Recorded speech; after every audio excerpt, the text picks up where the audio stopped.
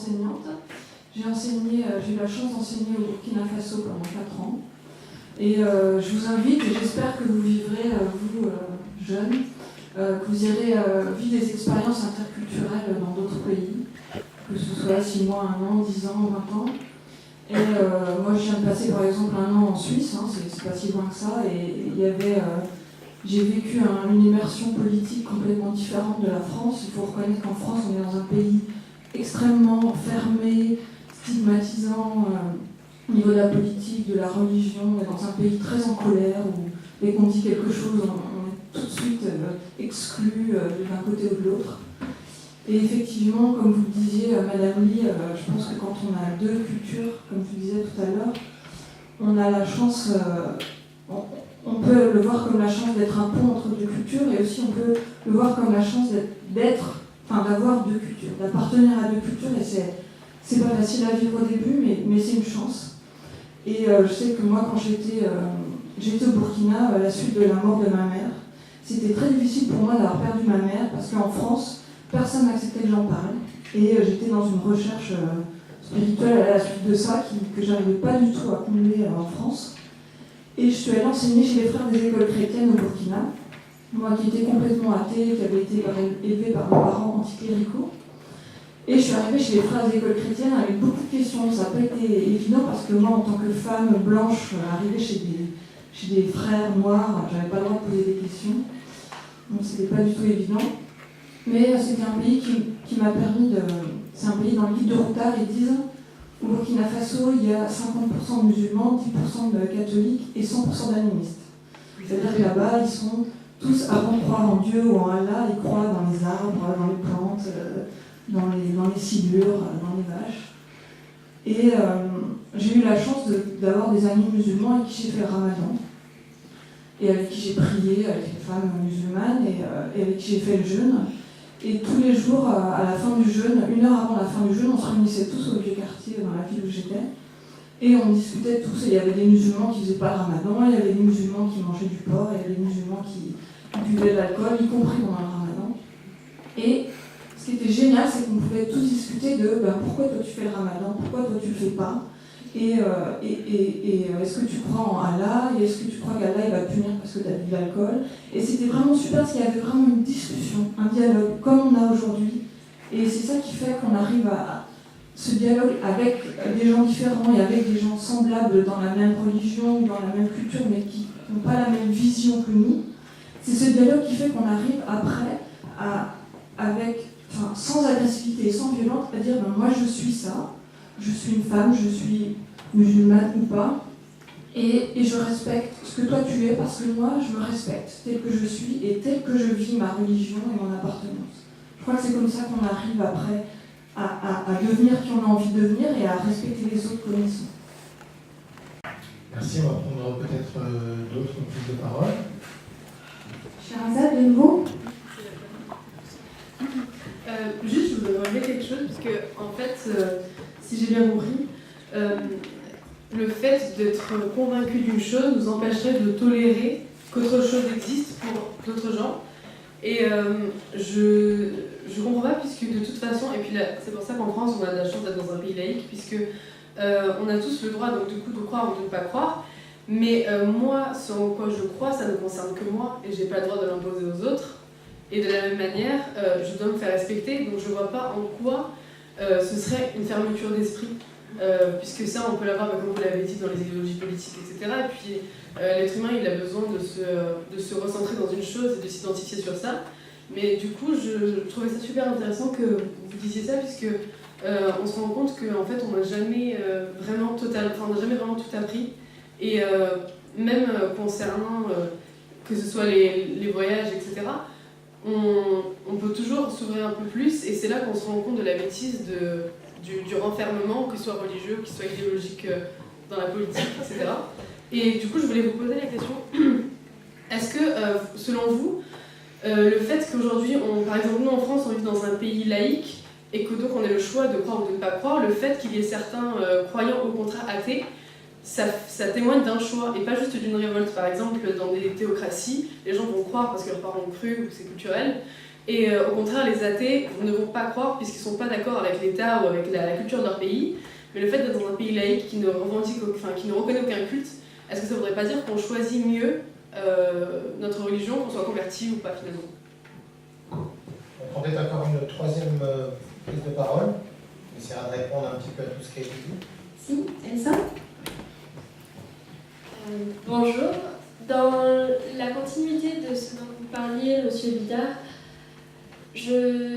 la sécularisation de notre société actuelle et le retour du religieux qui pose donc problème puisqu'on est une société sécularisée sur tous les domaines, est-ce qu'à ce moment-là, on disait que la religion a reculé même à l'école puisqu'on est une société laïque?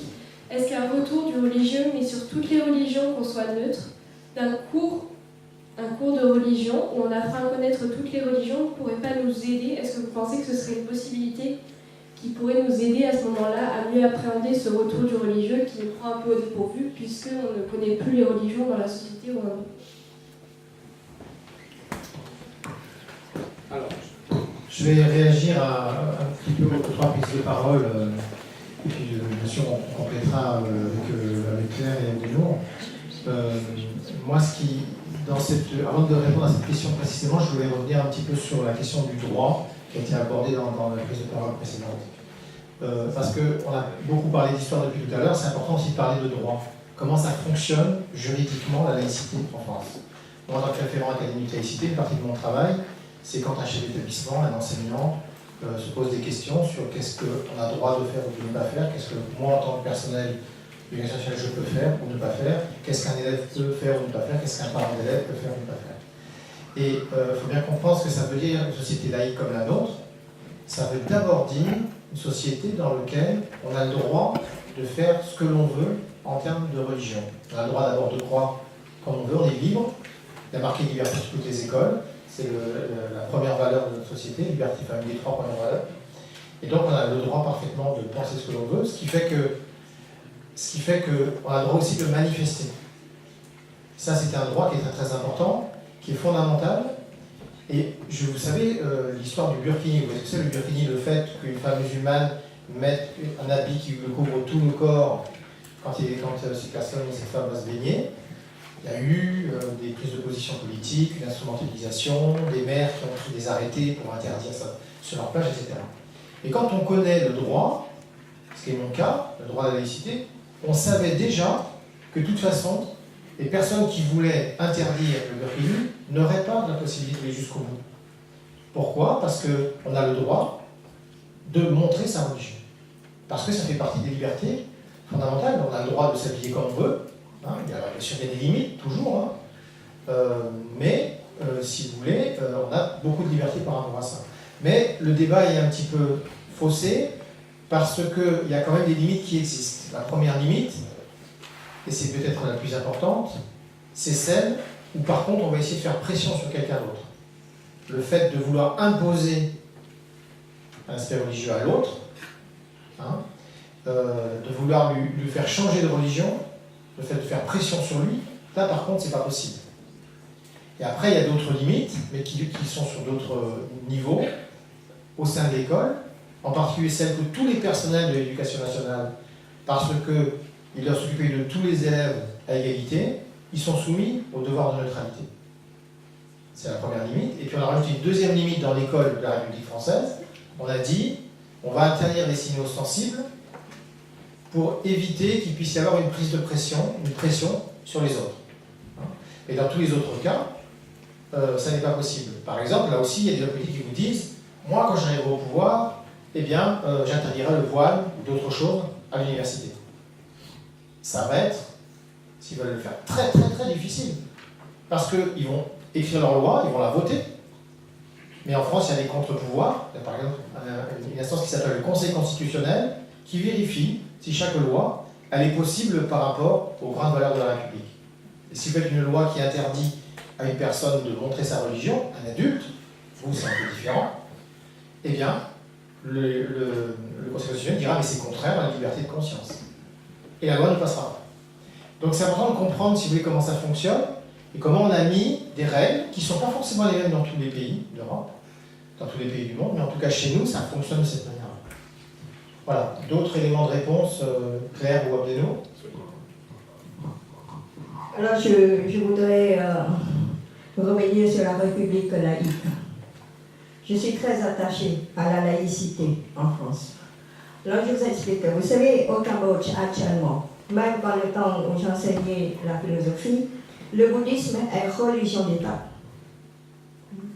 Le bouddhisme est religion d'État et actuellement on est en train, les intellectuels cambodgiens sont en train de s'en rendre compte que religion d'État, ça va rabaisser le bouddhisme.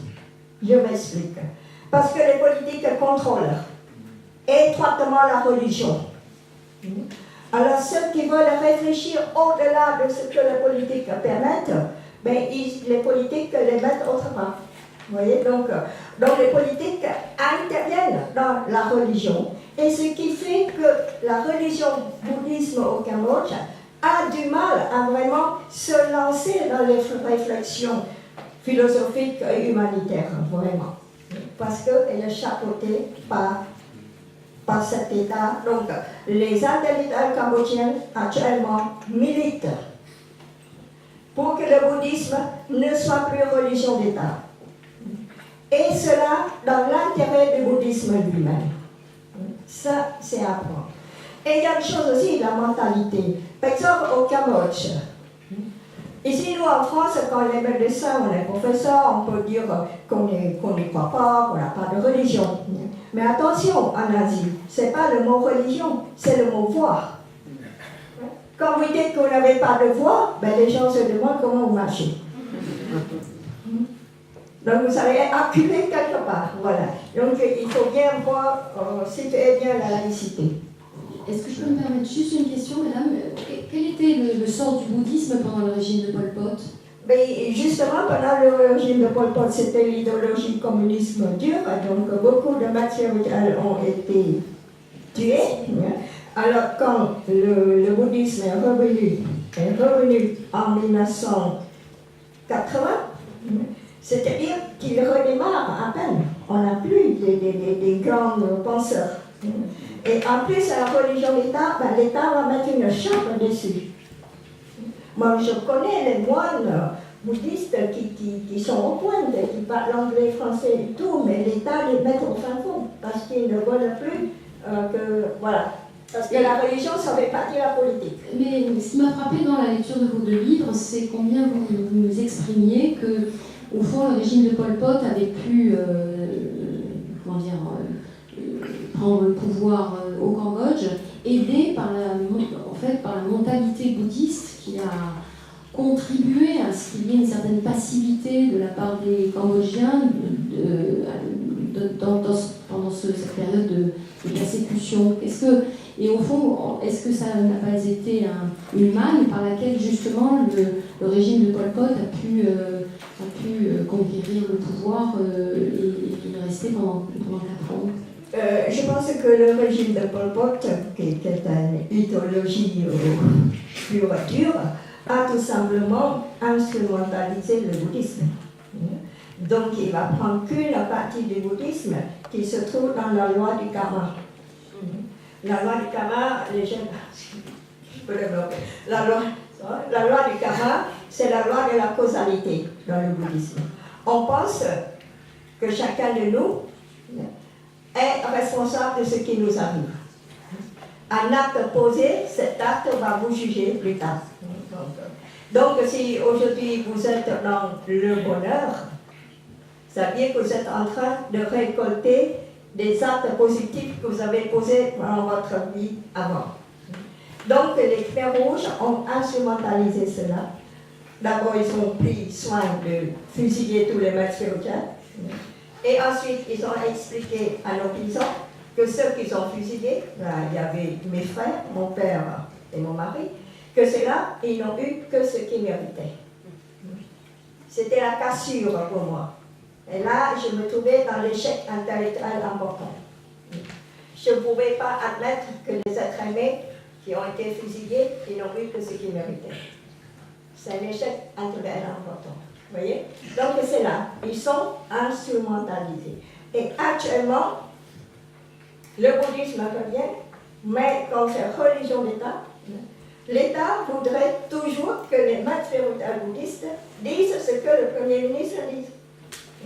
Donc, le bouddhisme au Cambodge, actuellement, ne pourrait pas grandir, comme il y a quelque chose qui l'arrête. Et les intellectuels khmers ont beaucoup travaillé actuellement pour sortir le bouddhisme, dans l'intérêt du bouddhisme, de religion d'État, de ce statut. Oui, alors sans être trop long, sans monopoliser la parole. Vous parlez, je réponds à deux trois petites choses qui ont été, deux petites questions. Vous parlez de la difficulté que nous pouvons rencontrer en France, en tout cas dans les espaces sociaux, de discuter ensemble de certaines choses. Et vous preniez un très bon exemple, qui est l'exemple de la mort, une discussion sur la mort. Alors, juste une petite information. En effet, je crois que c'est une difficulté objective dans nos sociétés que de mettre sur la place publique un certain nombre de discussions qui concernent des questions existentielles très lourdes. Juste une petite information. Êtes-vous au courant qu'actuellement ont lieu en France, partout en France, les états généraux de la bioéthique? Je vous le dis en tant que membre du Comité consultatif national d'éthique. J'appartiens au CCNE français, qui est le comité chargé d'examiner les questions d'éthique et de bioéthique. La loi de bioéthique de 2011 va être révisée à l'automne 2018 par les députés. Et le Comité consultatif national d'éthique organise d'ici là en France toute une série de débats. Certains d'entre eux ont lieu près d'ici, ont lieu à Avignon, d'ici à l'été, qui mettent en jeu toutes ces questions d'éthique et de bioéthique, et en particulier un certain nombre de questions dont on ne parle jamais, comme celle, plus précisément, concernant la mort, de l'accompagnement de la fin de vie. Lisez les journaux, vous verrez qu'il y a ces temps-ci beaucoup d'articles sur la question de l'euthanasie, sur la question de ce que certains appellent l'accompagnement de fin de vie, de ce que d'autres appellent le suicide assisté. Bon. Et ça me paraît particulièrement intéressant parce que c'est une manière de se réapproprier collectivement, c'est une opportunité de se réapproprier collectivement un certain nombre de grandes questions existentielles. Ça m'amène ça à un deuxième élément de réponse. Pourquoi, je ne sais plus, je crois que c'était Scheherazade qui disait ça, comment se fait-il que nous restions prisonniers dans notre société de la bêtise, de l'enfermement d'un certain nombre de gens dans leur idéologie, dans leur religion, dans leur certitude, etc., etc. Eh bien, tout simplement parce que nous sommes dans une société où, que ce soit sur la question de la mort ou sur d'autres questions importantes, nous ne nous parlons plus. Ou nous parlons, mais toujours à l'intérieur des frontières d'une identité, d'une classe sociale, d'une culture, d'une communauté. Et pour reprendre un thème qui a été développé par Claire Lee, nous avons énormément de mal à traverser les frontières. À cet égard, considérez l'opportunité qui nous est donnée aujourd'hui, et considérez l'opportunité qui vous est donnée par l'école, de rencontrer tous les jours des gens qui sont dans la même classe que vous côtoyez au quotidien, qui n'ont pas la même couleur de peau, qui n'ont pas la même origine, qui n'ont pas la même histoire, qui n'ont pas la même croyance, etc. Eh bien, ayez conscience, savourez ça, savourez-le jusqu'à la moelle. Pourquoi ? Parce qu'ensuite, vous allez être projeté dans une société qui ne vous donnera plus autant la même occasion. Vous allez être dans une société qui met les riches avec les riches, qui met les pauvres avec les pauvres, qui met les immigrés avec les immigrés, et qui ensuite parle à tous de liberté, égalité, fraternité. Or, nous, alors il ne s'agit pas de... comprenez-moi bien, il ne s'agit pas de dire que liberté, égalité, fraternité, ça ne vaut rien, mais d'avoir la lucidité critique, nous, Français, en ce début du XXIe siècle, de comprendre que nous allons avoir d'énormes efforts à faire pour être à la hauteur de nos idéaux fondateurs. Nous sommes dans une société dans laquelle la liberté, ça va à peu près. Bon, ça va à peu près. L'égalité et la fraternité sont très en souffrance. Très, très en souffrance.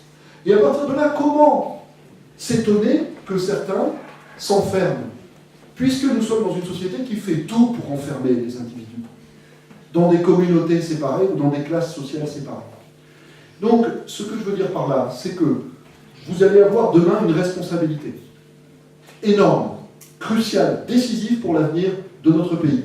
Cette responsabilité, c'est partout où vous serez dans la société, partout où vous serez engagé, que ce soit dans votre vie professionnelle, dans votre vie associative, etc., dans votre quartier, dans votre commune, vous aurez la responsabilité d'ouvrir des espaces où les gens se rencontrent, où les gens dialoguent, où vous offrirez aux uns et aux autres, tout en faisant partie, cette opportunité que vous avez connue au Burkina Faso, que des gens se mélangent, que des gens apprennent à se connaître, apprennent à se rencontrer.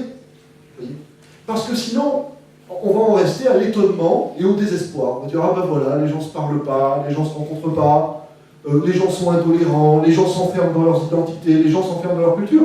Mais si nous ne transformons pas à la fois nos intériorités, ça, comme disait Gandhi, sois le changement que tu veux dans le monde.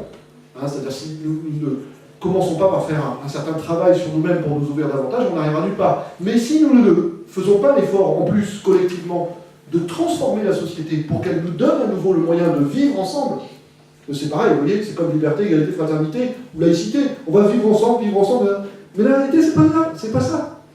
La réalité, c'est une très grande souffrance de vivre ensemble.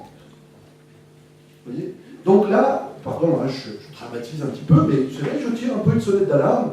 Et une des motivations avec Rodrigue de la création de ces grands forums, c'est ça. C'est de créer comme ça, l'espace d'un après-midi, un écosystème de fraternité. Ça veut, pour le dire simplement, c'est-à-dire un lieu dans lequel, tous ensemble, avec nos différences, on cherche ce qu'on peut partager. On cherche ce que chacun peut avoir à apporter comme contribution. Finalement, c'est un pique-nique spirituel, si vous voulez. Hein, c'est-à-dire que chacun apporte un plat qui vient de son identité, de sa culture, de son histoire, etc., etc., et on se fait goûter. Voilà. Et on essaye de voir eh bien, ce qu'on peut échanger, ce qui peut nous rassembler. Dernier point, après j'arrête, promis, cracher, j'arrête. Les cours de religion. Personnellement, je vais te dire ce que j'en pense. Depuis la rentrée 2015, l'école, notre école, a institué des cours d'enseignement moral et civique, EMC. Vous avez l'EMC? Bon, je ne sais pas ce que vous faites en EMC, je ne fais pas trop d'histoire en EMC, ou pas trop que c'est pas simplement le cours dans lequel on termine le programme d'autres disciplines. Non, mais j'ai rien dit, hein, je méchant en fait. Mais en EMC, il y a la dimension civique, c'est-à-dire l'éducation du citoyen, mais il y a la dimension morale. Alors, le mot moral, il est un peu ambigu, il y a la dimension éthique, c'est-à-dire la question des valeurs.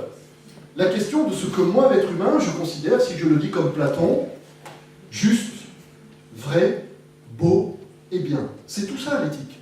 Et pour répondre à ces questions éthiques fondamentales, du vrai, du juste, du beau et du bien, la religion, comme je vous le disais tout à l'heure, c'est une ressource de sens parmi d'autres.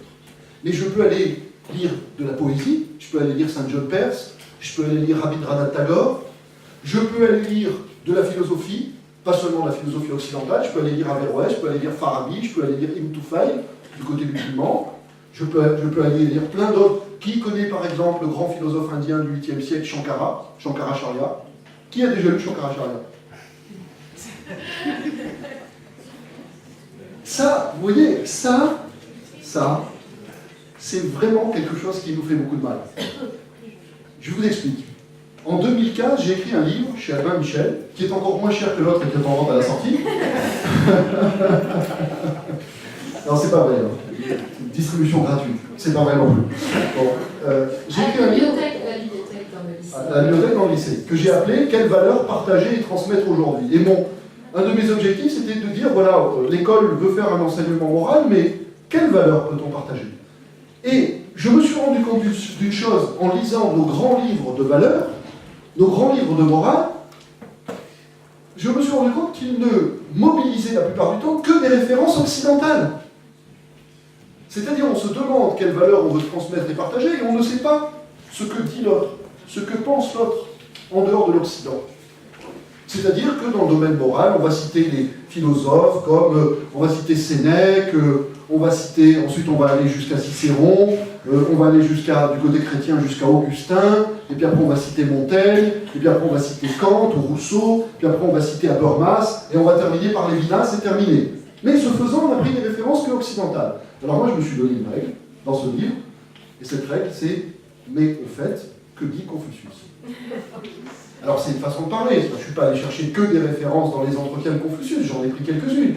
Mais à chaque fois, en m'aidant de gens qui sont spécialistes des différentes cultures éthiques de la planète, je suis allé chercher une référence du côté du masdéisme, une référence du côté du shintoïsme, une référence du côté du bouddhisme, c'est-à-dire dans des univers de signification qui sont très très différents des nôtres.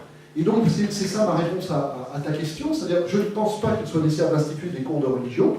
Par contre, je crois en la nécessité que dans cet enseignement moral et civique, nous puissions, pour alimenter notre quête éthique, c'est-à-dire notre quête de sens, nous abreuver, nous alimenter de références culturelles qui viennent de partout sur la planète, de telle sorte que véritablement on voit ce qu'on peut partager. Voilà. Et en même temps, ce qui nous différencie, hein, c'est pas que des ressemblances. Alors, on va vous redonner la parole, aux élèves, parce que vous avez beaucoup travaillé, vous avez souvent plein de questions, et on voudrait que ce soit un peu moins sage, c'est-à-dire que vous puissiez dire des choses, dire que vous n'êtes pas d'accord avec ce qu'a dit celui qui était précédemment, dire que vous n'êtes pas d'accord avec nous, on en sera très content. Donc, qui c'est qui... Elisabeth. Est-ce qu'on peut interroger un garçon, s'il te plaît? Un garçon. Guy Fréchet revendique une question d'un garçon. Alors, d'abord la question, le doigt levé d'Elisabeth, mais on peut donc il y a deux garçons là. Subvertir les règles de la courtoisie et donc proposer aux garçons de parler. D'ailleurs, une des questions qu'on s'est posées dans nos ateliers de préparation, c'est exactement ce que Loïs avait évoqué. Comment se fait-il que dans nos ateliers, il y ait si peu de femmes, de filles, et autant de filles et si peu de garçons? Alors on va donner la parole à la minorité masculine d'abord, bien sûr. Elisabeth, vous avez bien. Voilà, Nassio. Merci. Alors, bonjour à tous, je m'appelle Nassio. En fait, j'ai une question concernant l'islam, en fait, parce que j'ai entendu dire, je pense que vous avez écrit un livre, monsieur Vida, qui disait l'islam de France. En fait, comment vous faites pour changer la religion? Parce qu'en fait, on peut changer l'islam, mais on ne peut pas changer la religion, je pense. Parce que les hommes, on a appris depuis longtemps la religion. Et je pense que changer certaines choses, ça ne veut pas dire que tout le monde va l'appliquer. Donc comment on fait pour changer la religion et les hommes en même temps? Et aussi, vous parlez aussi de réactualisation de l'islam, mais pourquoi? Parce qu'en fait, il y a d'autres personnes qui ne sont pas musulmanes qui ont peur en fait, de l'islam. Donc est-ce qu'on changerait une religion parce que les gens ont peur de cette religion? Donc ça c'est une question aussi. Est-ce qu'on empêcherait aussi, en fait, les musulmans ou quelques religions comme ça, est-ce qu'on les empêcherait de pratiquer leur religion? Au final, on a le droit de croire, enfin la liberté de croyance, donc je pense qu'on a le droit de croire. Et est-ce qu'on empêcherait quelqu'un de croire en fait parce que d'autres personnes ont peur de ses croyances? Donc, et aussi dans l'islam, on dit aussi une phrase, c'est adapte ta vie à l'islam et non l'islam à ta vie. Donc je pense que comment on fait pour changer en fait une religion? Je pense que cette phrase, elle s'adapte aussi pour toutes les autres religions. Donc voilà. Voilà. Je pense que c'est bon. C'est une vraie liste de course. Encore plusieurs prises de On parole. prend la question de Loïs et puis d'Elisabeth dans la foulée. Alors bonjour monsieur Poutouli, je m'appelle Loïs, bonjour monsieur Bidard, je m'appelle Loïs, et madame Lee, j'ai 18 ans. Voilà. Alors c'est vrai, comment se fait-il que peut-être plus de filles ou de femmes se sentent plus concernées par cette question de la laïcité, de la religion? Est-ce que les garçons peuvent se lever? Enfin, je ne sais pas, peut-être justement il va y avoir cette minorité qui va se départager. Les mecs, levez-vous les mecs. Voilà. Donc... Je voulais un peu de vie, non? Il y a déjà plus de filles. Et donc voilà, moi je... Et les professeurs aussi, monsieur Amberny, voyez. Et monsieur Jacques. Voilà, du coup, pourquoi faudrait-il plus de femmes qui ne seront pas forcément concernées ou plus intéressées justement par cette question, en reprenant l'exemple de Cybèle, les femmes sont-elles plus concernées par la religion musulmane du fait qu'elles doivent porter le voile alors que les hommes, non, les musulmans ne le portent pas? C'est une question qu'on avait abordée avec Madame Lelettre qui quelque part ici. Voilà. Bon, moi, ma question, c'est à propos de la mondialisation. Du fait que nous, dans notre philosophie occidentale, on se concentre réellement que sur des philosophes occidentaux, comme les philosophes de l'Antiquité, ou Rousseau, ou Kant, enfin, ce que vous voulez. Est-ce que la mondialisation, du fait qu'elle fasse une uniformisation des cultures, en gros, puisqu'elle permet justement ce partage des cultures, permettait justement cette fraternité, cette mise en commun, et dans un second temps, ne pose-t-elle pas une limite qui est que cette uniformisation ne rend-elle pas justement la formation d'une culture unique qui mène l'individu à se perdre dans sa quête de sens et d'identité? Voilà. Merci. Plusieurs questions en fait. Il y avait une troisième prise de parole, je crois, juste devant. J'avais une question en ce qui concerne ce que vous disiez tout à l'heure, M. Guitard. Voilà, je cherche à formuler ma question.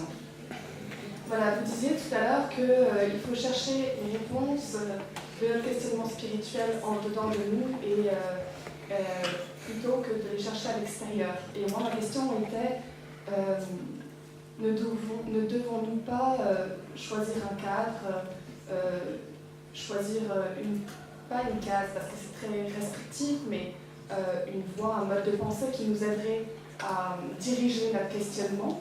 Et pourtant, c'est extérieur à nous, et il me semble que c'est nécessaire pour progresser.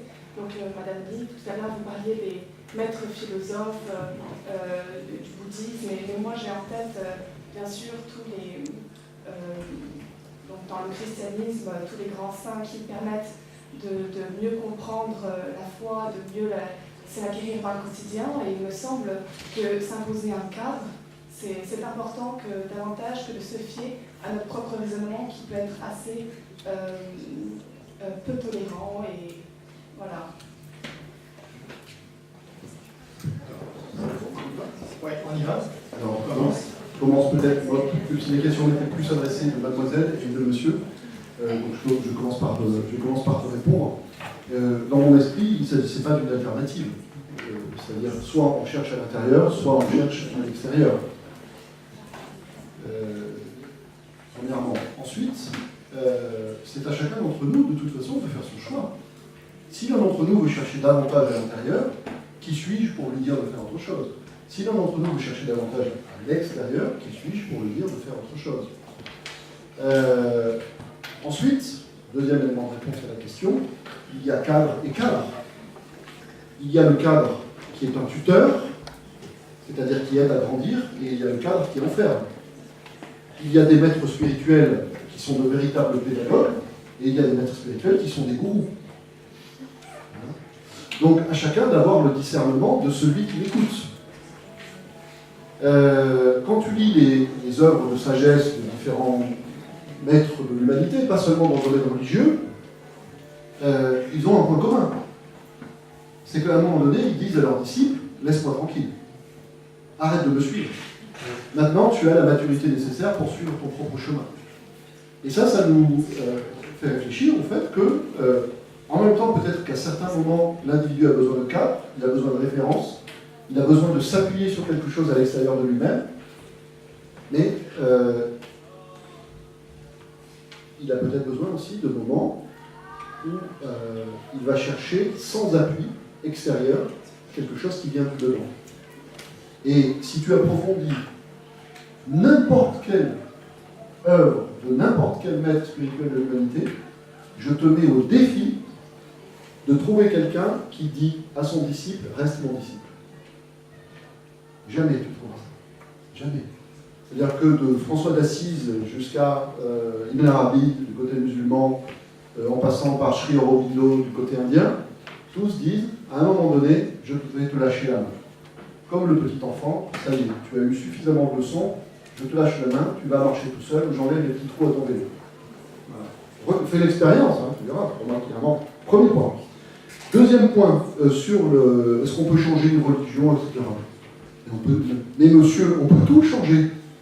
Non, on ne peut pas changer. Pourquoi? On peut changer les religions, mais on ne peut pas changer les gens qui pratiquent cette religion. Enfin, par exemple, c'est le cas dans l'exemple que j'ai vu en cours, en anglais approfondi, avec dans la constitution indienne, ou quelque chose comme ça. Ce qui se passe, c'est qu'on a essayé de changer. Enfin, il y avait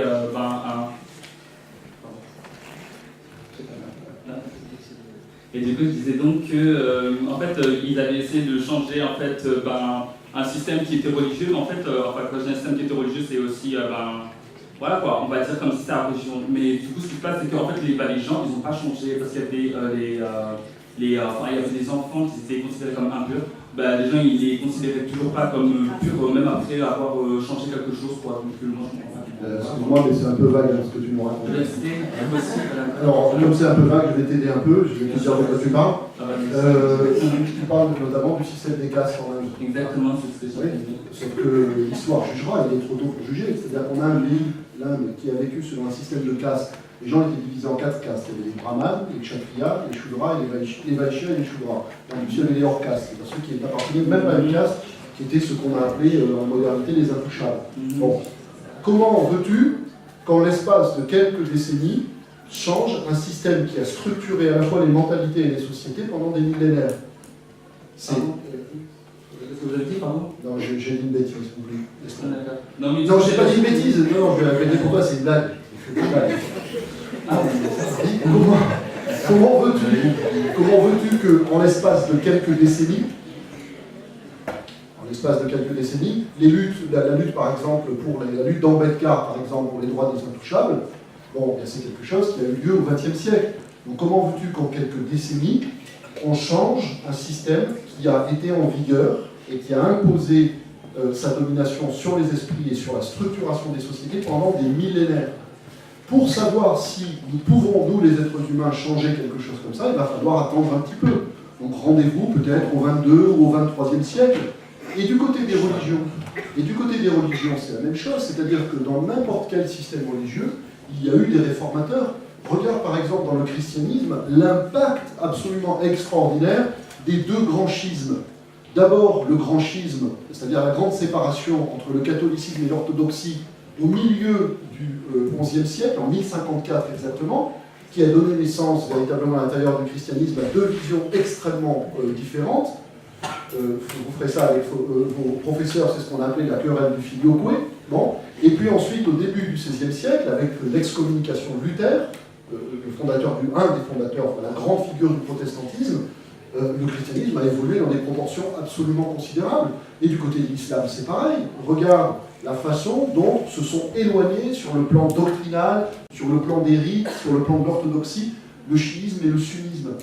Donc, ce que je veux dire par là, c'est que les hommes changent les choses au fur et à mesure de l'histoire. Et il n'y a pas grand-chose dans la vie humaine qui échappe au temps et qui échappe à l'histoire. Même ce que l'on croit éternel, à un moment donné, change. Alors, je vais compléter ta réponse parce que sur l'islam, il y a beaucoup de choses à dire. Et moi, je voulais parler précisément de l'islam en France. C'est important de savoir un petit peu ce qui se joue là. Ce qui est intéressant, c'est de comparer l'organisation de l'Église catholique et l'organisation de l'islam. L'Église catholique, c'est une organisation qui est très, très centralisée. Quand une décision est prise par le pape, elle descend dans toutes les églises et tous les prêtres l'appliquent.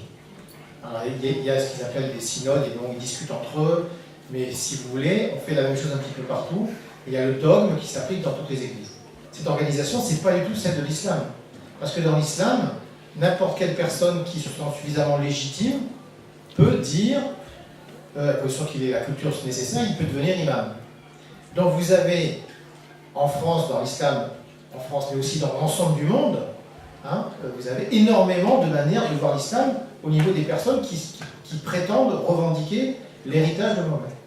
Et il y a une diversité absolument phénoménale, alors entre chaque mosquée, si vous voulez, mais même entre chaque musulman. Et puis, alors ça c'est déjà sur l'organisation. Si vous allez voir maintenant dans les pratiques, là c'est toutes les religions, vous avez ceux qui appliquent la religion, en tout cas ce qu'ils pensent être pour eux la religion jusqu'au bout, et puis il y a ceux qui font des accommodements. Moi je suis musulman, mais bon, le ramadan c'est trop fatigant, ou je suis musulman, mais le voile c'est pas pour moi. Je suis musulman, mais quand même le boire l'apéritif avec mes copains ça me plaît. Donc si vous voulez, il y a cette forme de liberté qui est importante. Dans l'islam en France, du coup, ça pose beaucoup de problèmes, puisque vous savez qu'en France, dans une société qui est laïque, l'État n'intervient pas sur les religions. Alors, il y a le cas de l'Église catholique qui est un peu particulière parce qu'il y a un héritage historique, je n'ai pas forcément le temps de détailler ça. Par contre, sur l'islam, bien sûr, il n'y en a pas. Hein. Et donc, en principe, nous n'intervenons pas, l'État n'intervient pas sur l'élection de l'islam. Alors, on a quand même essayé de mettre une organisation, qui est le Conseil français du culte musulman, mais comment on organise une religion qui est complètement éclatée? C'est un véritable problème. Qui c'est qui est légitime pour parler au nom de cette religion? Est-ce que c'est telle ou telle partie de la religion? Est-ce que c'est telle autre partie? Est-ce qu'un imam il est plus légitime que l'autre? C'est un véritable problème, ça. Hein. Alors, vous savez comment on a organisé les choses en France pour l'islam? Pour ce Conseil français du culte musulman, on ne pouvait pas compter les musulmans. On ne peut pas dire, ah ben vous êtes combien?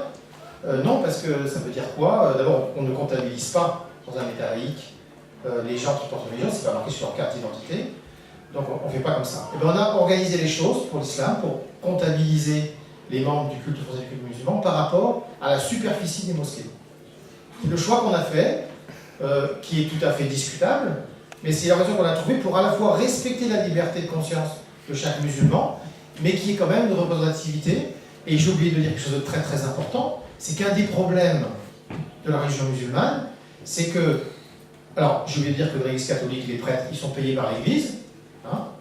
Par contre, mal payés, ils sont, en tout cas, il y a un système. Il y a un système, c'est beaucoup plus compliqué que ça. Voilà. Alors que dans l'imam, bien sûr, comme c'est complètement éclaté, il n'y a pas de système de financement. Donc il y a des pays qui ont de l'argent et qui payent une partie des imams de France, et pas forcément sur des conceptions qui sont acceptées en France. Et du coup, c'est un véritable problème aussi, celui d'avoir un islam de France avec un financement qui n'est pas influencé par l'étranger. Voilà, je ne sais pas si ça répond à tout ton questionnement, mais c'est pour te brosser un paysage de la situation de l'islam en France et de comment on essaye de le faire vivre dans un État laïque. Est-ce que tu veux dire que les imams devraient payer par l'Église catholique? Non, c'est bien. Alors leur tour, hein? Oui, alors je veux dire une chose, attendez, je veux dire, parce que par rapport à ce qu'a dit le collègue, c'est très important pour moi, quand tu as parlé du fait que les garçons étaient en minorité. Je voulais revenir là-dessus parce que c'est très important. Avec Adenor, on fait comme ça depuis le début de la semaine, on fait des grands forums tous les jours. Et ton constat, il est pratiquement, pas partout, il est pratiquement vrai, c'est-à-dire qu'il y a beaucoup plus de filles et elles s'expriment beaucoup plus que les garçons. C'est intéressant, alors bien sûr, il a été malin et c'est très bien ce que tu as fait, c'est-à-dire que oui, il y en a qui sont là, et Rubrique qui sont là, c'est tout à fait parfait. Moi, j'ai un petit élément d'explication pour essayer de comprendre ce qui se joue là. Hein. Ça vaut ce que ça vaut, vous allez me dire que vous n'êtes pas d'accord, et si vous n'êtes pas d'accord, c'est très bien. C'est que finalement, le problème des garçons, le problème qu'on a nous, les garçons, c'est qu'on nous a dit depuis très longtemps qu'on est viril et tout, etc., qu'on ne doit pas rentrer, qu'on a des sentiments, etc. Alors que qu'est-ce qu'on est en train de faire là? On est en train de partir de nos sentiments, de ce qui se passe à l'intérieur de nous, et en plus, on est en capacité, en tout cas on essaye, de dire ce qu'on a au fond de nous. Et pour beaucoup de garçons, dans leur culture, dans la manière dont ils ont été éduqués, ils croient que c'est pas bien de montrer qu'ils sont sensibles et qu'ils peuvent pleurer. Eh bien, je peux vous dire de mon point de vue, un garçon qui sait pleurer, qui est capable de ranger qui pleure, il est beaucoup plus fort dans la vie que celui qui montre ses muscles. Je voudrais ajouter un mot sur la culture commune, qui va tout mondialement éliminer tout, mais je ne le crois pas. Je ne le crois pas qu'il y aura une culture unique. Parce que il y a toujours des rencontres des cultures, des écarts entre les cultures. Je donne un exemple. Par exemple, la première valeur de la culture occidentale, c'est la liberté. Et la première valeur de la culture asiatique, c'est l'harmonie. Donc, je crois que les cultures doivent toujours se rencontrer pour chercher le commun. Le commun, c'est l'humain véritable.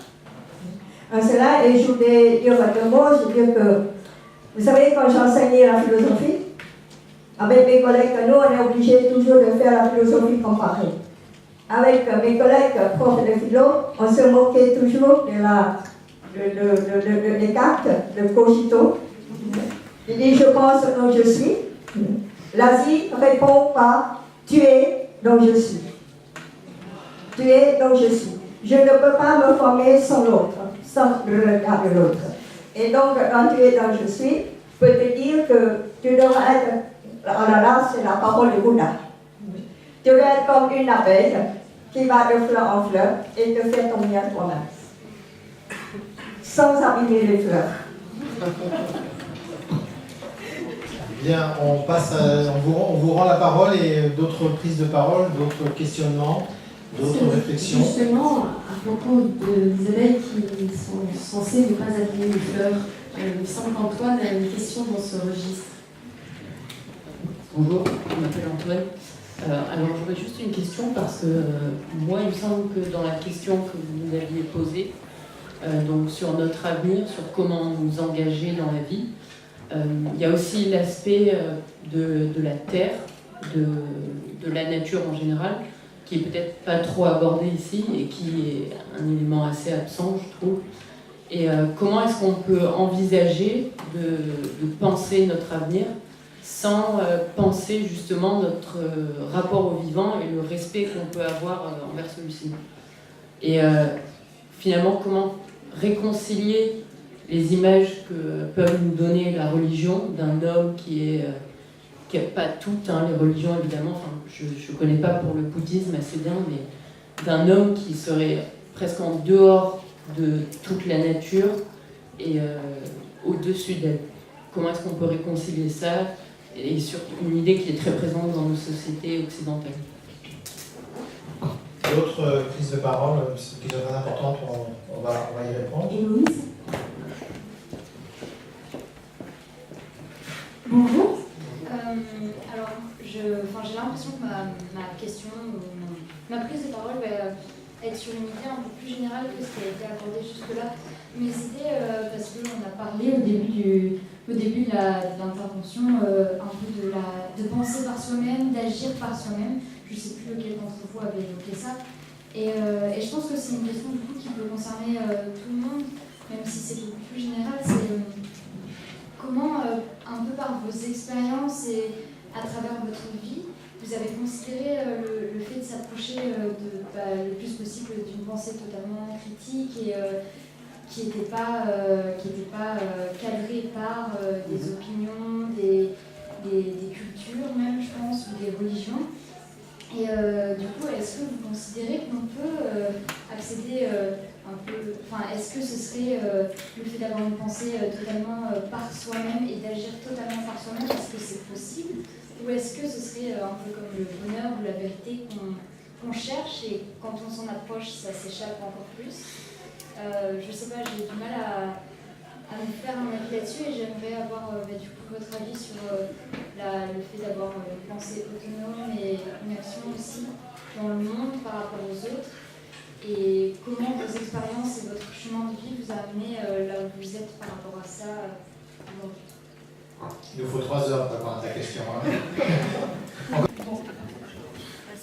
La question, c'est avoir une identité, c'est une liberté. La liberté est faite par des lois et ces lois, ça restreint quand même la liberté parce qu'on a des lois qu'on ne doit pas enfreindre. Et on se posait la question, est-ce que c'est pas un peu contradictoire?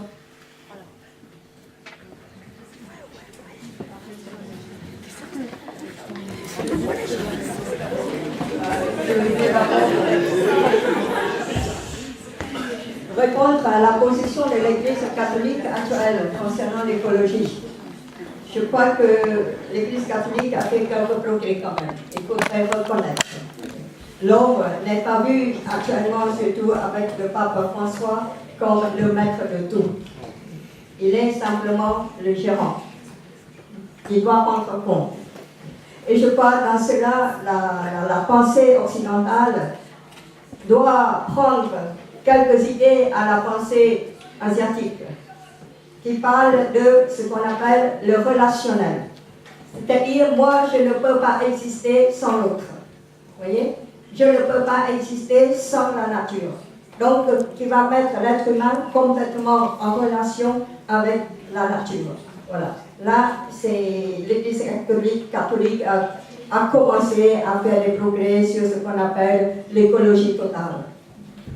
On ne peut pas penser que la nature sans l'humain, on ne peut pas penser l'humain sans la nature. Voilà. Donc, c'est dans cela qu'on doit aller ensemble.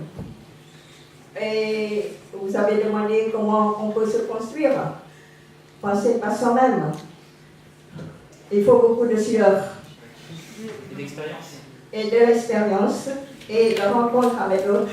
Et il faut aussi accepter d'être fragile, la fragilité, la vulnérabilité, vous voyez. Donc accepter de penser, de se construire et au fur et à mesure qu'on n'est jamais au bout de notre recherche. C'est cela. Et en fait, on a besoin toujours des autres, des grands pensées. Comme M. Vida a dit, on doit aller écouter beaucoup des autres pour former notre conviction personnelle. Cette façon de pouvoir prendre des décisions, cela, ça se fait. Ça se fait. Moi, j'ai 72 ans, je ne suis pas encore au bout. Donc, bon courage.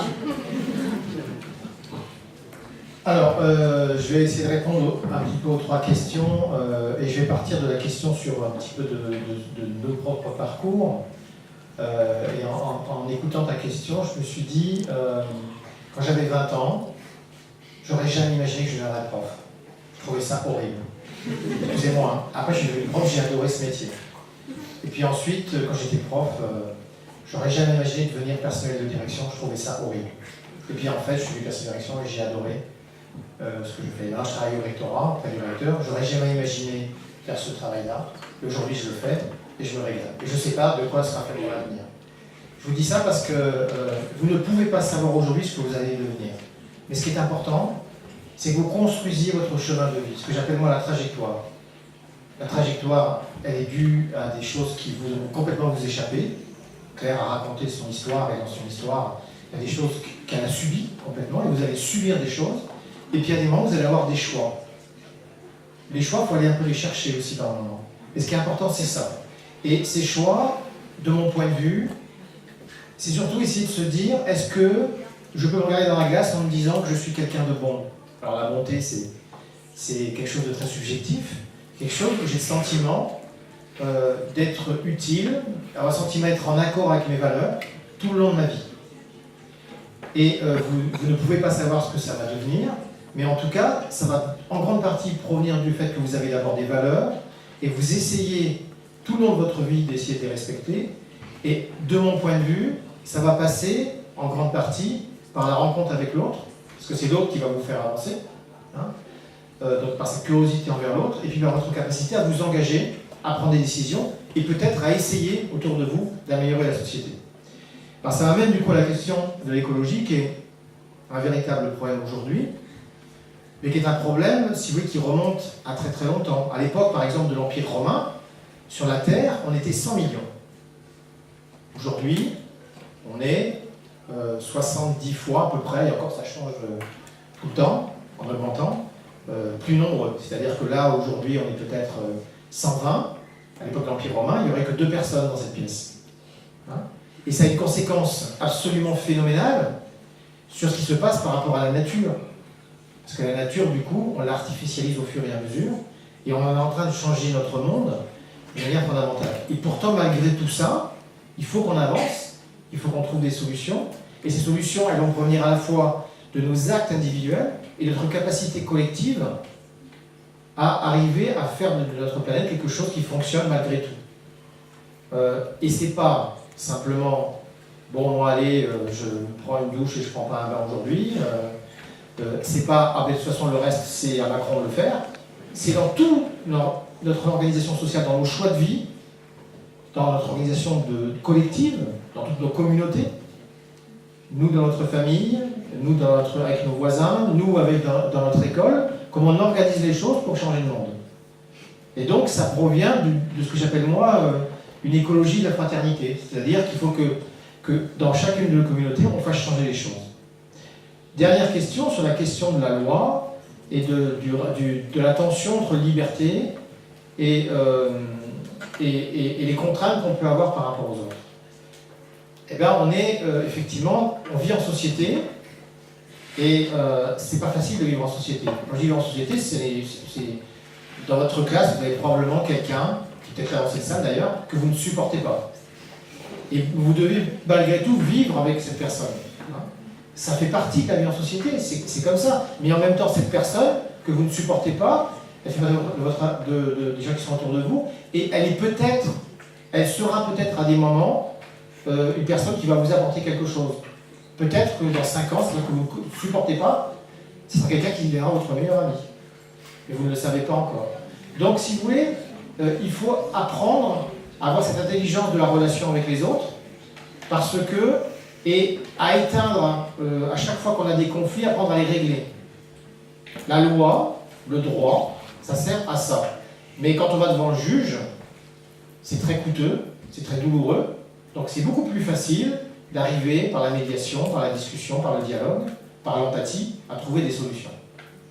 Voilà, j'ai beaucoup trop parlé, et je vais laisser Ademo rajouter. Non, il y a vraiment des petites choses, j'ajoute rien sur le rapport entre la loi et la liberté, je crois que c'était très clair. On a en effet, comme tu le dis, ton prénom, Loïc Antoine. Pardon, excuse-moi, Antoine. Comme le dit Antoine, on a très peu parlé d'écologie. On a très peu parlé d'écologie pour ce qui est de l'écologie de notre relation à la nature. Mais comme vient de le dire Rodrigue, il y a une écologie sociale dont nous devons trouver la clé, c'est-à-dire une capacité à vivre harmonieusement les uns avec les autres, au lieu de continuer à se faire la guerre ou à se séparer les uns des autres, à se replier sur soi. Et puis il y a aussi une écologie intérieure, c'est-à-dire une écologie d'un rapport harmonieux à soi-même. On a évoqué tout à l'heure tout ce qui peut nous faire souffrir du point de vue intérieur, tous les malaises de l'identité, toutes les malédictions d'identité, toutes les crispations d'identité, tout ce qui en nous va engendrer de la frustration, du ressentiment, de la colère, de la souffrance, et souvent en lien avec la souffrance, une violence, comme un exutoire de cette souffrance. J'ai cité Gandhi tout à l'heure, qui dit soit le changement que tu veux dans le monde. Aujourd'hui, le Dalai Lama dit quelque chose d'intéressant, il dit on veut la paix dans le monde, mais on ne cherche pas à faire la paix d'abord en nous-mêmes. On veut d'abord la paix avec nous-mêmes. Et là, je pense qu'il y a là quelque chose à méditer. J'ai écrit sur ces questions un livre, peut-être quelqu'un l'a mentionné tout à l'heure, que j'ai appelé Les tisserands, c'est-à-dire ceux qui recréent du lien. Et c'était justement pour insister sur le fait que, alors même que souvent on se sent dépassé par les questions de société, de civilisation, on se dit mais par quel bout prendre le problème? Moi j'ai fait une proposition dans ce livre. J'ai dit oui, c'est vrai, les choses sont très compliquées aujourd'hui, mais en même temps, peut-être quelque chose de très simple à voir, dont on aurait intérêt à prendre conscience tous ensemble, c'est que l'on traverse une crise de nos liens nourriciers. Une crise du lien à soi, une crise du lien à l'autre, et une crise du lien à la nature. Et je ne pense pas qu'on puisse s'occuper de la qualité des liens, du lien à soi, du lien à l'autre, du lien à la nature, chacun de son côté. Parce que les liens sont eux-mêmes liés. L'écologie intérieure a un effet sur l'écologie sociale et un effet sur l'écologie avec la nature. Et inversement. Nous avons à redécouvrir, nous les êtres humains, que nous ne sommes rien tout seuls. Je ne suis rien sans mon intériorité, je ne suis rien sans le trésor qui est au fond de moi-même. Je ne suis rien sans tout ce que peut m'apporter l'altérité de l'autre, la différence de l'autre, et je ne suis rien sans le cosmos à l'intérieur duquel je grandis. Moi, par exemple, tout à l'heure je vous disais que dit Confucius, c'est quelque chose de très très fort. Je disais les entretiens de Confucius. Confucius fait partie de ces sages qu'on peut lire de façon intemporelle, qu'on soit oriental ou occidental, parce qu'il nous rappelle toujours le lien nourricier entre l'individu, la société, la cité et le cosmos. Bon, ça c'est un premier point. Je réponds juste sur un deuxième point, qui était la question de la jeune fille, sur le côté. Héloïse, pardon. Oui, donc Héloïse. Donc tu nous as invité à dire quelque chose d'assez personnel qui peut vous aider à comprendre pourquoi, en l'occurrence aujourd'hui, nous et moi, donc, insistons sur l'importance de penser par soi-même, d'agir par soi-même, etc. Moi, je suis quelqu'un qui a toujours beaucoup cherché à l'extérieur. Et je continue de chercher à l'extérieur. Et je crois que j'ai toujours besoin d'aller chercher beaucoup de choses à l'extérieur. J'étais très curieux d'écouter Claire Lee. J'étais persuadé d'avance qu'elle allait m'apporter quelque chose. C'est-à-dire qu'elle allait, à un moment donné, dire quelque chose qui sonnait dans mon oreille d'une façon telle que je me dis, là, ça, je n'ai pas entendu. Ça, je ne l'avais pas entendu. Et donc ça, il faut que je le prenne avec moi et que je vois comment je peux nourrir ma réflexion au long cours sur des questions importantes. Donc je continue de me nourrir à l'extérieur. Je suis philosophe. Qu'est-ce que c'est qu'un philosophe? C'est quelqu'un qui se casse les yeux à lire, à chercher. Je ne peux même pas compter les milliers d'heures de lecture et de réflexion dans ma vie les heures aussi à passer à aller à la rencontre, à aller écouter des conférences, à aller rencontrer des gens. Je n'ai pas rencontré que des philosophes, j'ai rencontré des gens qui avaient une réputation de sagesse, j'ai rencontré des gens qui avaient une réputation de sainteté, j'ai rencontré des gens qu'on considérait, que les uns et les autres considéraient comme de grands maîtres spirituels. Je les ai écoutés, je les ai observés, je les ai regardés.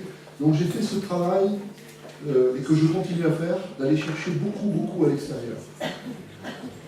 Et petit à petit, je me suis rendu compte de quelque chose, c'est que, quelle que soit la richesse de ce que je trouve à l'extérieur, il me manque encore quelque chose. C'est-à-dire que, même à un moment donné dans ma vie, les choses se sont renversées, c'est-à-dire que j'ai eu la conviction que plus je cherchais à l'extérieur, moins je trouvais. Et j'ai eu la conviction que j'avais été en quelque sorte boulimique, comme quelqu'un qui mange de tellement de choses à l'extérieur, que ça m'avait étouffé et gavé plutôt que nourri. Et c'est ce qui m'a conduit à accepter de me retrouver tout seul avec moi-même. De fermer les portes à certains moments, pas tout le temps. Là, par exemple, les portes sont ouvertes. On est tous ensemble, je suis avec vous, je me nourris de vous, comme vous, j'espère, vous vous nourrissez de nous. Mais j'ai compris la nécessité, à certains moments, d'être dans la solitude et le silence. Où on est confronté à soi-même et on a accepté d'être dans le vide.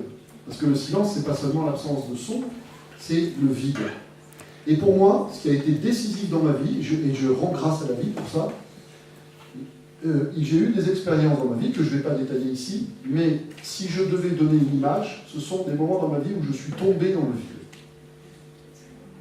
Où cette fois-ci, dans ce vide, c'est comme un cauchemar, si vous voulez. Vous voyez, ces cauchemars où vous tombez, vous avez l'impression que la chute est infinie, vous voyez, et vous avez cet épouvant de dire si je vais me fracasser quelque part. Vous voyez. Eh bien, moi j'ai fait cette expérience de me retrouver vraiment dans un vide intérieur où je ne pouvais plus prendre appui sur rien du tout, aucune certitude, aucune conviction, aucune identité. C'est comme si on avait brisé tous les miroirs. Bon.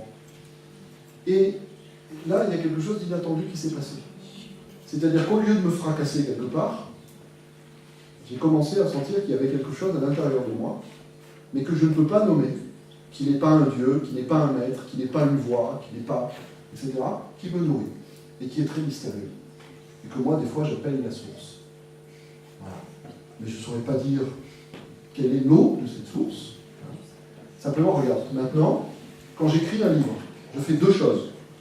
La première chose, enfin là je ne le dis pas dans l'ordre, mais je vais chercher des références, je lis, je m'informe, je discute avec les uns et les autres, mais en réalité, au moment où je me mets à écrire, j'arrête de réfléchir. C'est tout à fait étrange.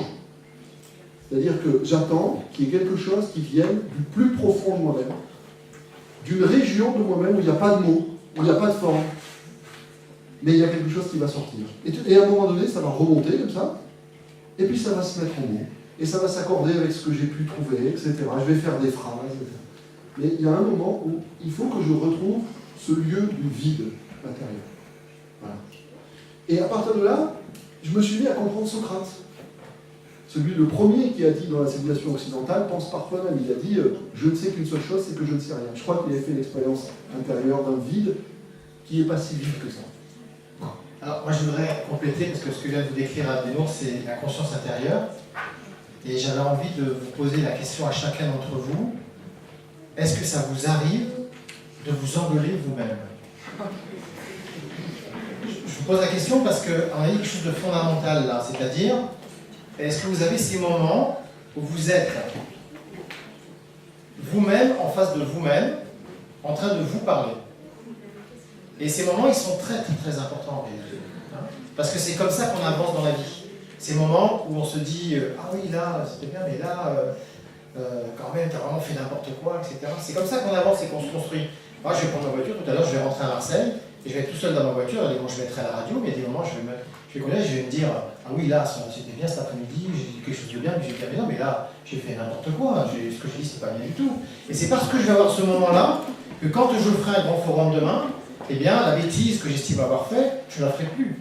Donc c'est très important d'avoir ces moments-là. Ça peut se faire sous la douche, ça peut se faire en conduisant en voiture, ça peut être dans votre lit. Mais donc je vous donne un conseil, engueulez-vous. Parfois aussi, dites-vous que vous avez fait des bonnes choses, et parlez-vous à vous-même. Alors on a encore le temps de faire une série de questions, d'interpellations.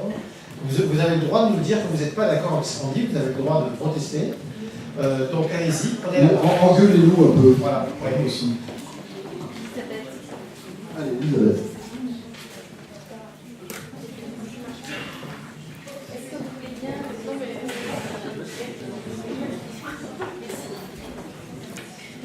Je trouve que c'est très intéressant tout ce que vous dites. Il n'y aura pas encore de questions sur le sujet. J'avais plutôt une question sur un sujet qui me paraissait très important en tant que jeune. Et c'était sur la question du couple. Parce que dans la question comment s'engager dans la vie, moi je voyais l'engagement dans la vie aussi avec une personne qu'on choisirait et a priori qui nous suivrait toute la vie. Et je me demandais comment est-ce que vous voyez les choses. Et je sais qu'à bien plus tard, vous avez rencontré votre femme au lycée et qu'elle n'était pas musulmane et qu'elle s'est convertie, qu'elle vous a suivi tout le long de votre vie. Je me demandais comment est-ce que vous avez perçu le couple quand vous l'avez rencontré. Est-ce que vous n'avez pas... il me semble que...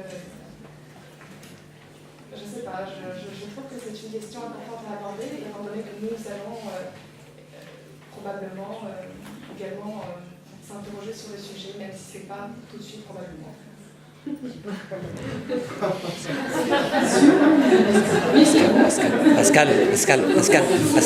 Pascal.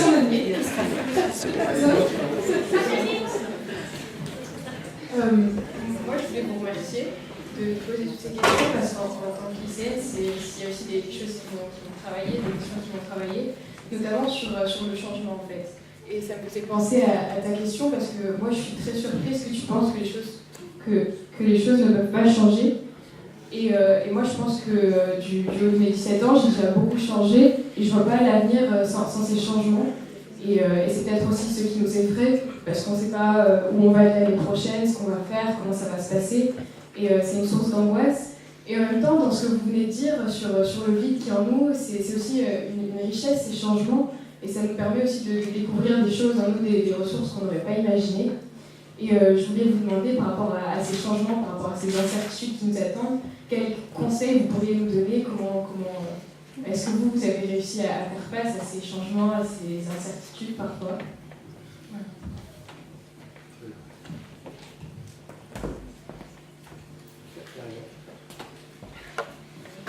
Moi, je veux juste réagir sur ce qui vient d'être posé comme question. Moi, j'ai eu il m'est arrivé dans la vie à un moment un livre qu'on m'a proposé pour m'aider à arrêter de fumer. Et dans ce livre, l'auteur pose une question, il dit « Imaginez que vous êtes Nelson Mandela, vous venez de passer 33 ans en prison, et demain vous sortez. Qu'est-ce que vous ressentez? Posez-vous la question, je vous donne 5 secondes. Qu'est-ce que vous ressentez? Demain vous sortez de prison. » La majorité des gens répondent « Je suis super content, je vais enfin être libre. » Et en fait, la réponse que Nelson Mandela a donnée, c'était une grande angoisse.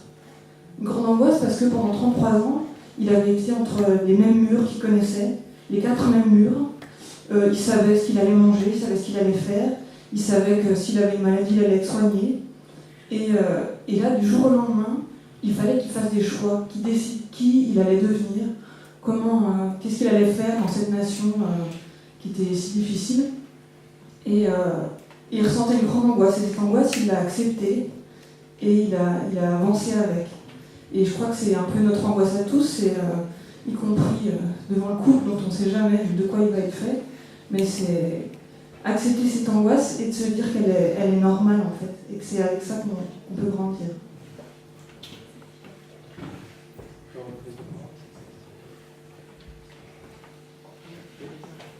Antoine. C'était par rapport à ce que vous veniez de dire, M. Bidard, sur le lien qu'on doit faire avec soi et avec les autres. Est-ce que est-ce que ce lien, il ne conduirait pas à un recentrement sur soi, sur notre condition d'homme plutôt, et à ne pas considérer finalement la nature. Je suis désolée si c'est pas en lien avec les autres questions, mais c'est par rapport pour revenir.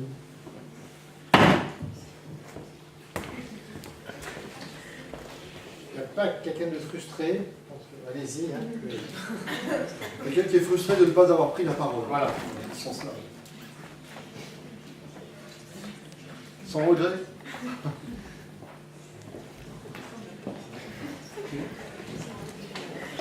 Alors, ce que tu as évoqué me concernant, j'ai écrit en 2005, en 2006, un livre très personnel que j'avais appelé Self-Islam, et qui a été publié aux éditions du Seuil, dans lequel je raconte beaucoup mon histoire. Bon. Sans entrer dans des considérations qui seraient trop personnelles à ce sujet, je n'ai pas de vérité générale ou de leçon générale à donner sur le couple. Mon expérience me fait dire simplement que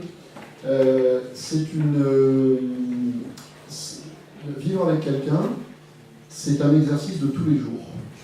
C'est-à-dire que rien n'est acquis. Rien n'est figé. L'équilibre d'un couple, la façon dont dans un couple l'un et l'autre se nourrissent, c'est quelque chose qui s'alimente au jour le jour et auquel l'un et l'autre on a à veiller au jour le jour. Parce que, comme le dit Héraclite, on ne se baigne jamais deux fois dans le même fleuve. Et que ce soit dans la vie de couple ou, et là je réponds un peu en même temps à la deuxième question qui concernait les changements, la vie est changement, la vie est mouvement. Jamais une situation n'est semblable à la précédente. Il y a des analogies entre les situations qu'on peut dire, il y a des choses qui ont une certaine stabilité, mais jamais une stabilité totale. Et je crois que par rapport à cela, que ce soit dans la vie de couple ou dans la vie en général, cette vie requiert à la fois de notre part une très grande vigilance et une très grande capacité d'adaptation. Une très grande capacité d'adaptation pour que le lien qu'on peut tisser avec quelqu'un d'autre, ou que notre engagement dans la vie, donc le lien qu'on a avec la vie, continue d'être nourricier. Ça ne va pas de soi. Ça n'est jamais acquis une fois pour toutes. Chaque situation est nouvelle. Chaque situation, chaque moment apporte un aliment nouveau. Et il y a là-dedans quelque chose qui ne doit pas nous faire peur, parce qu'au contraire, c'est une formidable manière de nous régénérer. C'est presque, je dirais, un élixir d'immortalité. C'est-à-dire que la grâce que nous fait la vie, la grâce que nous fait le changement, le mouvement incessant de la vie, en nous obligeant à nous adapter, en nous obligeant toujours à faire preuve d'intelligence et de sensibilité à ce qui arrive, eh bien, c'est ce qui nous permet de ne pas nous figer, de ne pas nous solidifier, de ne pas mourir, en fait, mais de rester dans une vitalité et de cultiver une vitalité, une dynamique. Je l'ai expérimenté, pas seulement dans la vie affective, je l'ai expérimenté dans la vie intellectuelle aussi. Moi, c'est ce qui me pousse à écrire des livres. C'est-à-dire que quand j'ai fini un livre, quand j'ai fini d'écrire un livre, ça me fait toujours, c'est toujours pas la même expérience. Quand j'ai fini d'écrire un livre, j'ai l'impression que j'ai toujours pas commencé d'écrire. C'est presque une malédiction. Je me dis, mais oh mince, j'en suis à mon combien là, j'en suis à moi j'ai écrit ça, et j'ai toujours l'impression de ne même pas avoir commencé à parler. Pourquoi ? Parce que je me sens intérieurement toujours dans une situation nouvelle, de vie, de pensée, d'expérience, etc., qui m'appelle en avant, qui m'appelle à vouloir essayer de dire autre chose et d'aller chercher le sens toujours au-delà du sens que j'ai déjà réussi, comme on capture un oiseau, à capturer dans la cage des mots. Mais l'oiseau s'échappe toujours, et tant mieux. Voilà. C'est tout ce que je voulais dire. Je ne dirai plus rien, même sous la torture. Enfin si, sous la torture un peu. Alors, pour continuer, je crois que dans le changement, il y a toujours de l'angoisse, et comme dans l'engagement aussi, on se sent angoissé au début. Mais là, je pense que le maître mot, c'est d'appliquer une vertu de la philosophie, qui est l'étonnement. Il faut toujours être étonné de l'autre dans le couple. Parce que étonné de l'autre, mais étonné de moi-même. Vous féliciter, non pas seulement m'engueuler. Me féliciter, parce que dans tout changement, la vie est changement. La vie est mouvement. Et dans tout changement, on a toujours le choix. Et quand on fait le choix, on ne sait jamais si c'est bon ou c'est mauvais. Mais on fait le choix, c'est une ouverture. On y va dans une ouverture et être étonné d'avoir réussi quelque chose ou d'avoir loupé quelque chose aussi. Donc, vous voyez, rester dans cet étonnement, cette ouverture, parce que là, ça vient de la philosophie asiatique où il n'y a pas un moi immobile. Le moi évolue toujours. L'autre, mon moi, il change à chaque instant. Le moi que je suis maintenant n'était pas le moi quand je suis arrivée. Vous voyez? Donc notre moi change avec les circonstances extérieures et avoir l'étonnement de l'accueillir. Et je crois que c'est cela même le secret de la vie. Et je comprends que M. Vidal, quand il a terminé le livre, il a l'impression de ne pas avoir écrit, parce qu'il a déjà dépassé ce qu'il a fait dans son livre. Moi, j'ai écrit un livre, quand un livre sort, je suis déjà ailleurs. Oui. On est toujours en avance, voilà. Et accepter ce moi, ce que Hannah Arendt, un philosophe, appelle le moi divisé. Un moi qui dialogue avec le moi et qui est toujours en effacement. Alors, moi, je vais pas répéter les choses qui ont été dites. C'est très intéressant de travailler la question du changement par rapport à la question du couple. Et juste un témoignage personnel, moi je vis avec une personne depuis 25 ans, et cette personne a changé une fois de travail, moi j'ai changé 4 fois de métier, et puis on a déménagé 3 fois, etc., etc. Donc en réalité, quand on s'est connus, et ce qu'on est devenu chacun d'entre nous, en fait on est 2 personnes radicalement différentes. On a tellement changé, tellement vécu de choses depuis, que... Et donc une des difficultés de la vie de couple, et c'est valable pour les autres aspects de nos vies, c'est que de toute façon on change en permanence. C'est magique l'humain parce qu'on est tout le temps en train de changer. Les gens qui ne changent pas, d'ailleurs, justement au bout d'un moment ils s'étiolent. C'est ce changement qui nous nourrit. C'est la rencontre avec l'autre qui nous nourrit, et l'autre il change en même temps que nous. Et ce qui est important, c'est que, et ça correspond à la question qui était posée tout à l'heure sur la liberté, mais les jeunes filles sont parties, c'est-à-dire que la liberté, ça va fonctionner parce qu'on va se donner chacun une part de liberté et quelque chose qu'on va mettre en commun. Et en fait, dans la vie, on passe notre temps à faire des compromis sur tous les aspects dans la vie professionnelle, dans la vie de couple, avec nos enfants, etc., etc. À faire des compromis, c'est-à-dire à céder par moment, et puis aussi à d'autres moments, accepter de justement se donner la liberté de... Voilà, et c'est dans cette souplesse, cette gymnastique en fait du rapport à l'autre qu'on continue à avancer. Et donc moi je vous souhaitais qu'une seule chose, c'est que finalement, dans votre vie, vous fassiez plusieurs métiers, vous rencontriez pas forcément plusieurs personnes, mais ça vous ne savez pas de toute façon, mais en tout cas que vous viviez des choses tellement diverses et variées, et tellement intenses, que vous allez gagner au fur et à mesure, et toujours avancer, et toujours recommencer. C'est ce qu'on peut vous souhaiter de mieux pour la vie. Alors, on va devoir conclure. Je ne sais pas si vous avez des choses à rajouter tous les deux. Alors, si vous n'avez rien à rajouter, moi je voudrais vous proposer 2 petites choses. Quand on termine ce genre de rencontre, en général, on fait la chose suivante, c'est que tout le monde applaudit les conférenciers. Et ça, on n'a pas envie de faire ça avec Adeno, parce qu'on ne considère pas qu'on a fait une conférence, on considère qu'on a eu un moment ensemble, pendant ces 3 heures que nous avons passées ensemble, où nous avons réfléchi ensemble, et ce que nous vous avons dit, ça n'aurait pas fonctionné sans tout ce que vous avez pu nous apporter. Donc l'idée, c'est plutôt, non pas de nous applaudir, mais qu'on s'applaudisse tous mutuellement, mais je vais faire un petit changement en fait. J'ai envie de faire quelque chose de... c'est qu'on a eu au début de notre séance un moment un peu particulier où on nous a appris qu'on pouvait se saluer et se féliciter d'une autre manière. Donc je vais vous proposer quelque chose d'un petit peu particulier, c'est que nous levions tous, que nous mettions tous nos mains jointes et que nous penchions en avant pour nous remercier mutuellement de ce temps que nous avons passé ensemble. Merci à vous. On fait peut-être pas bien, hein. Alors, je voudrais vous dire qu'aujourd'hui, c'est le nouvel an cambodgien. Nous fêtons le nouvel an le 12 février. On rentre dans l'année du chien. Alors, bonne année à tous.